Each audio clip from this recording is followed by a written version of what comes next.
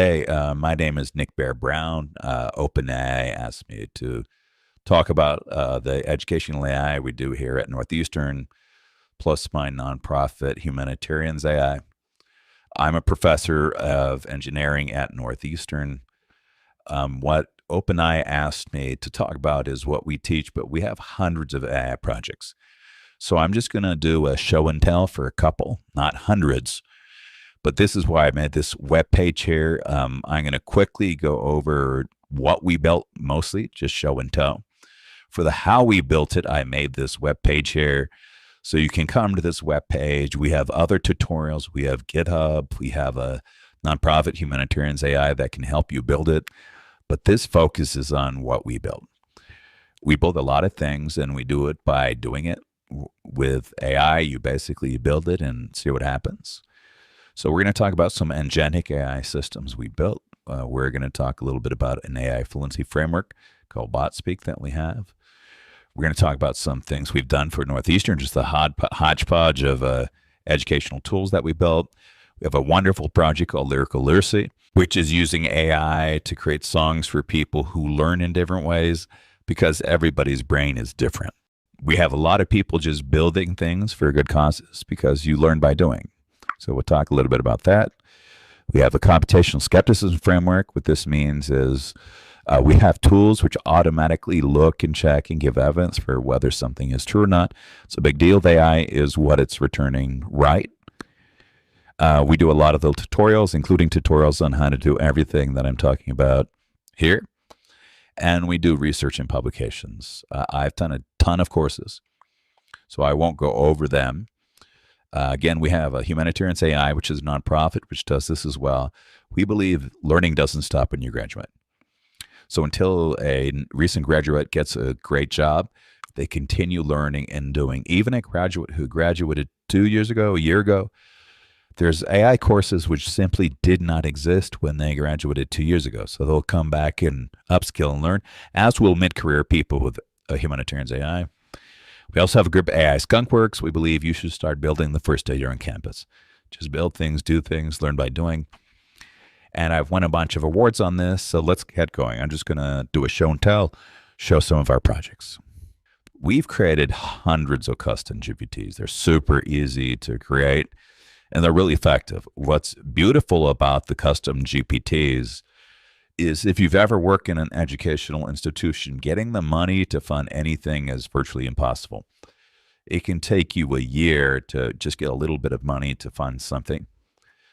But with the custom GPTs, all you have to do is create them. If one person has a GPT Plus account, they can create a custom GPT for hundreds of students in the class. So it takes the custom GPTs are super simple to make. Basically, you give it prompts. And for all of these GPTs here, we put all of the actual exact prompts that we use. So these are the prompts using Ada. So this is Ada, an introductory calculus bot that's used by Abby Williams in her class. All of these bots I'm going to talk about, I'm just going to talk about three. We have hundreds of them. I'm going to talk about Newt, which is a physics bot. Introductory physics bot that's used here at Northeastern for the introductory physics classes with Shri and Tom Kelly. Grace, which is for my Coursera algorithms course. After using Grace in my Coursera algorithms course, I just don't have people come to office hours anymore. Everything gets answered through the bot. I mean, the first week, maybe a couple people come, but after that, people are just using the chatbot to answer everything. And we can see that from the usage statistics and from, the fact that people stop coming to office hours. And Ada is for introductory calculus. So here are the prompts, super easy. It takes about half an hour to make these things. We have some data uploaded.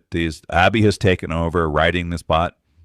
So basically, we wrote this, Dev Shaw and I wrote this initially.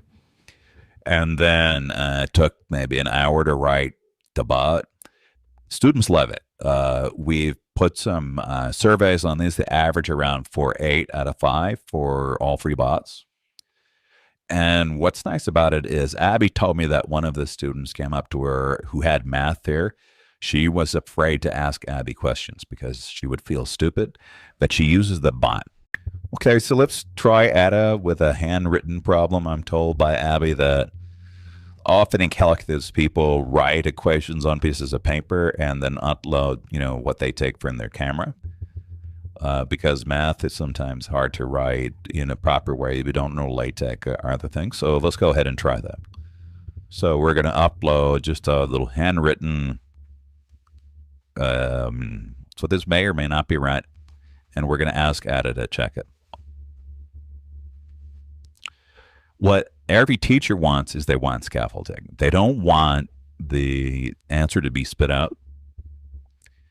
They want, if it's right, why is it right? If it's wrong, why it's wrong? And what's also beautiful about this is tone. Abby's very friendly, and so she took over prompting it.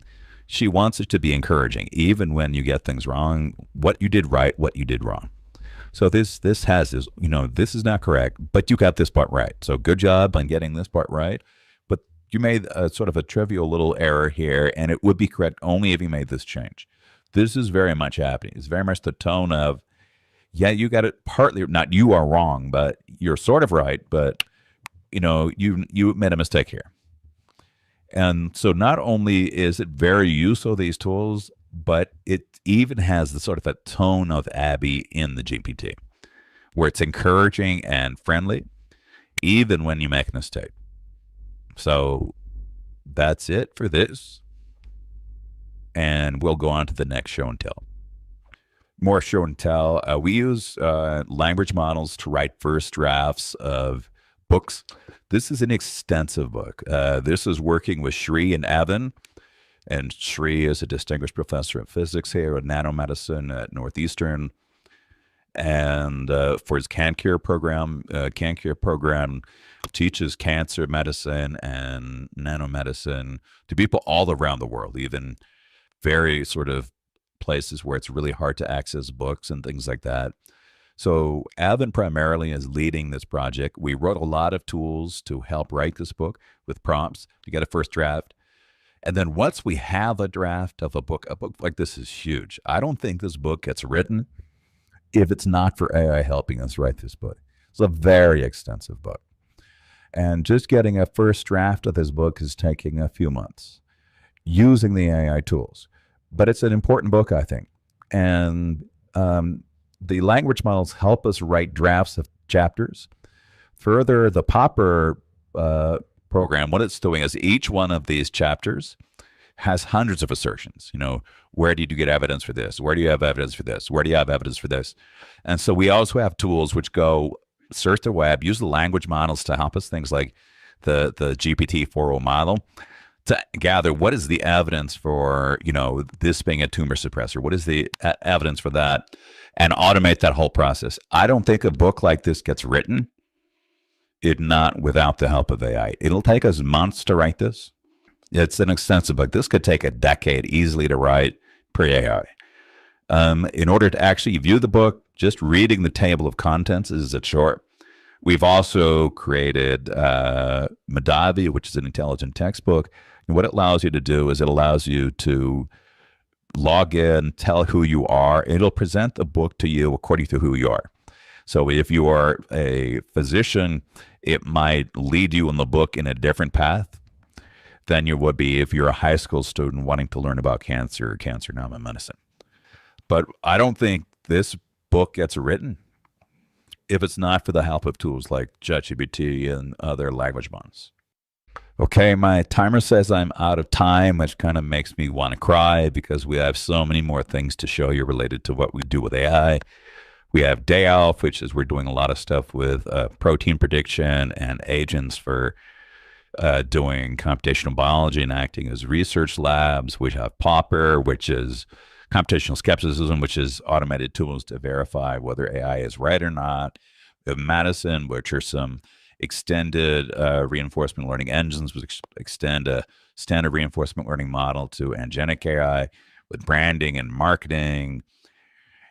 We have Raman effect, which is agents to wastewater, Sears, Raman spectroscopy for public health, but I'm out of time. So I'll just leave you with do it. If you want to do AI, just do it. Humanitarians AI here will help you do it. Everything I've talked about, we have on the website, YouTube, and GitHub for code. Just do it.